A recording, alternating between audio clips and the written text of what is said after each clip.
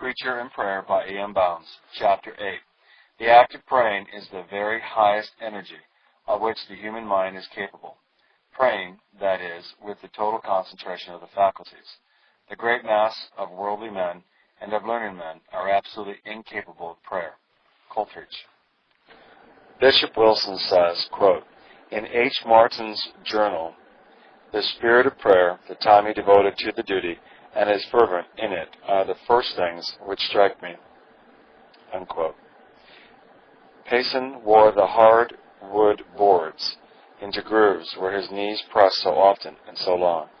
His biographer says, quote, his continual instant in prayer, be his circumstances what they might, is the most notable fact in his history, and points out the duty of all who would rival his eminency. To his ardor and persevering prayers must no doubt be ascribed, in a great measure, his distinguished and most uninterrupted success. Unquote.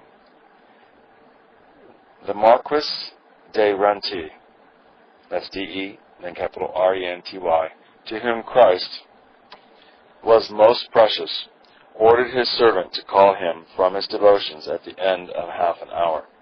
The servant at the time saw his face through an aperture. It was marked with such holiness that he hated to arouse him. His lips were moving, but was perfectly silent. He waited until 3.5 hours had passed. Then he called to him, when he arose from his knees, saying that the half hour was so short when he was communing with Christ. Bernard said, quote, I love to be alone in my cottage, where I can spend much time in prayer. Unquote. William Bramwell is famous in Methodist annuals for personal holiness and for his wonderful success in praying, and for the marvelous answers to his prayers. For hours at a time he would pray. He almost lived on his knees. He went over his circuits like a flame of fire.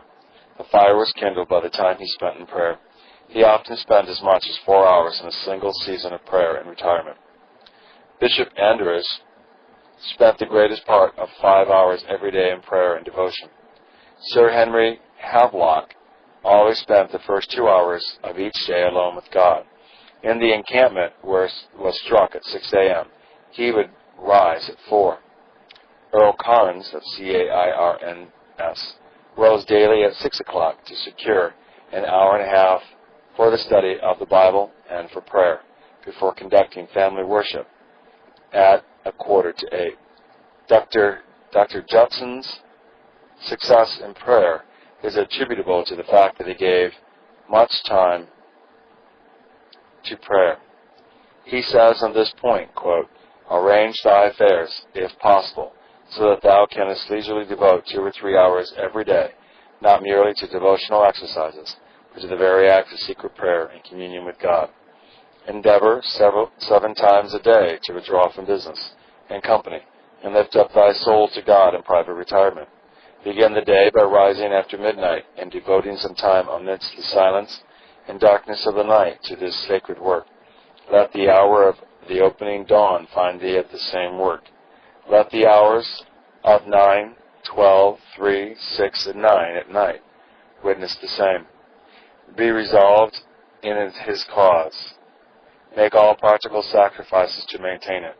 Consider that thy time is short, and that business and company must not be allowed to rob thee of thy God. Unquote.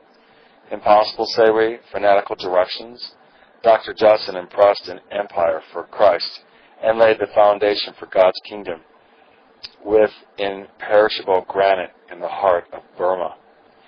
He was successful, one of the few men who mightily impressed the world for Christ.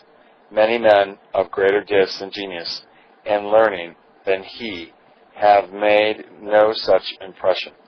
Their religious work is like footsteps in the sands, but he has engraven his work on the adamant. The secret of its profundity and endurance is found in the fact that he gave time to prayer. He kept the iron red hot with prayer, and God's skill fashioned it with enduring power. No man can do an enduring work for God who is not a man of prayer, and no man can be a man of prayer who does not give much time to praying. Is it true that prayer is simply the complacency with habit, dull and mechanical? A petty performance into which we are trained till tameness, shortness, superficiality are its chief elements? Quote, it is true that prayer is, as is assumed, little else than the half-past play of sentiment which flows languishly on through the minutes or hours of easy revere? Question. Canon Lytton continues, quote, let those who have really prayed give the answer. They sometimes describe prayer with the patronage Jacob as a wrestling together with an unseen power which may last, not infrequently, in an earnest life late into the night hours or even to the break of day.